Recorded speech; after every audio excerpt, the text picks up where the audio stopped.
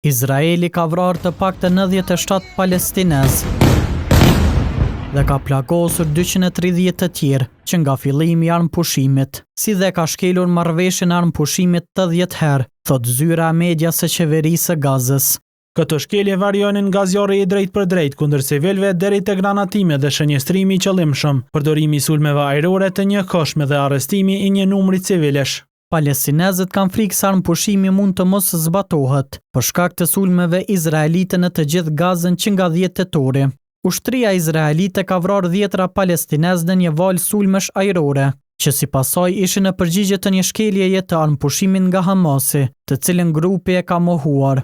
Presidenti Donald Trump thot se armëpushimi në Gaza është ende në fuqi, duke theksuar se SBA-t po punojnë për të siguruar që situata të jetë shumë paqësore.